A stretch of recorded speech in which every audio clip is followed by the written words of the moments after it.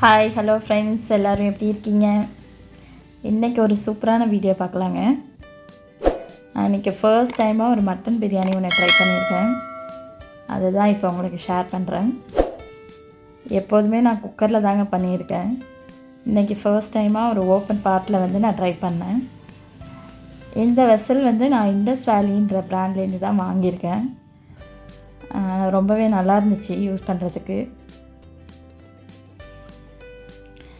First mutton biryani செய்கிறதுக்கு நான் mutton கொஞ்சம் வேக வச்சு எடுத்து வச்சுட்டேங்க.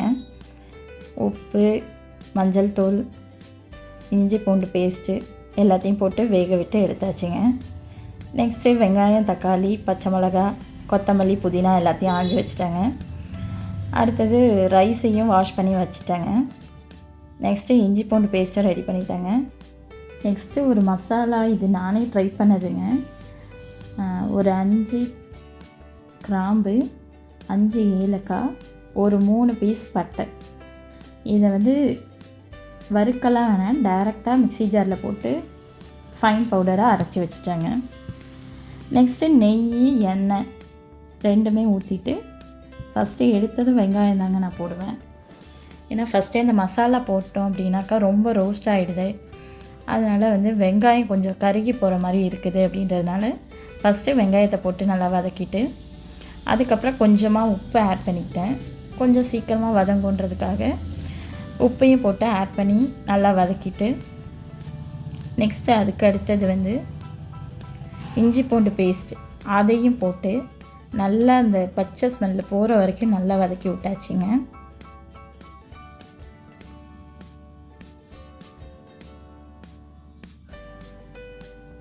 அதுக்கு அடுத்தது கொஞ்சமாக தயிர் ஆட் பண்ணிட்டாங்க. அதையும் போட்டு நல்லா அந்த வெங்காயத்தோட கலர் நல்லா ப்ரௌனிஷாக மாறுற வரைக்கும் நல்லா ரோஸ்ட் பண்ணியாச்சுங்க.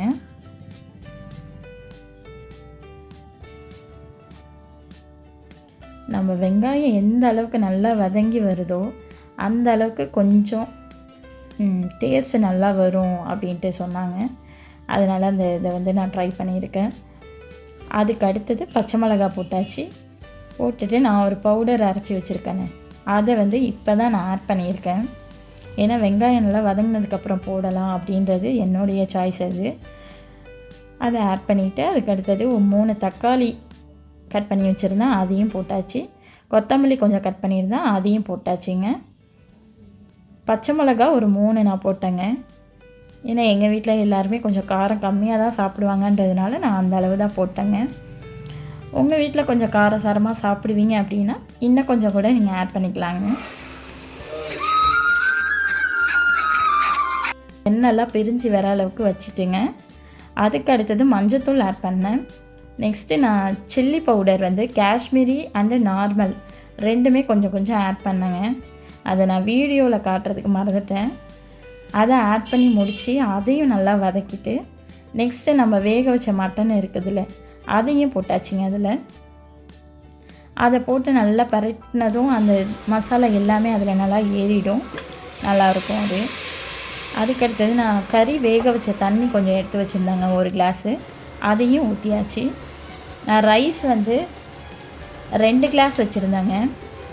அதுக்கு 1 கிளாஸ் நான் அந்த கறி வேக வச்ச தண்ணியை ஆட் பண்ணியிருந்தாங்க. டோட்டலாக இப்போ நம்ம 1 கிளாஸுக்கு 1.5 கிளாஸ் தண்ணி ஆட் பண்ணுவோம் பாஸ்மதி ரைஸ் எடுத்திருந்தாக்கா. அதே மாதிரியே தான் நான் இதுக்கும் பண்ணினேன்னா 1 கிளாஸுக்கு 1.5 கிளாஸ், அப்போ 2 கிளாஸுக்கு மொத்தமாக நான் 3 டம்ளர் ஆட் பண்ணேன். அதில் 1 டம்ளர் கறி தண்ணியும் பேலன்ஸ் நார்மல் வாட்டரும் நான் ஆட் பண்ணேங்க. அது போட்டுட்டு லாஸ்ட்டாக கொஞ்சமாக புதினாவும் நெய்யும் ஆட் பண்ணியாச்சுங்க. ஆட் பண்ணிவிட்டு அந்த தண்ணி எல்லாமே நல்லா ஃபுல்லாக வற்றி வந்திருக்கும். அதில் ஃபஸ்ட்டே நீங்கள் பார்த்துருப்பீங்க.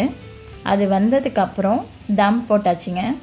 ஒரு பழைய தோசைக்கல் இருந்ததுன்னா அதில் போட்டுட்டு அதில் வெயிட்டு தூக்கி நான் வச்சுட்டேங்க. வச்சுட்டு கரெக்டாக தம் போட்ட டைம் 15 மினிட்ஸ் போட்டேங்க. ஃபுல் ஸ்பீடில் தான் இருந்துச்சு. அடுத்து அடியிலலாம் எதுவுமே அடி பிடிக்கலை. அதை முடிச்சுட்டு கரெக்டாக ஒரு 20 நிமிஷம் கழிச்சு தாங்க நான் ஓப்பன் பண்ணி எப்படி வந்திருக்குன்னு பார்த்தேன். ரைஸ் நல்லா சூப்பராக வந்துச்சு, பார்த்தாலே உங்களுக்கே தெரியும். பிரியாணி ரொம்பவே நல்லா வந்துச்சுங்க. இந்த வெசல் யூஸ் பண்ணுறதுக்கு ரொம்பவே சூப்பராக இருந்துச்சுங்க. ரைஸும் நல்லா ஊறிடுச்சு.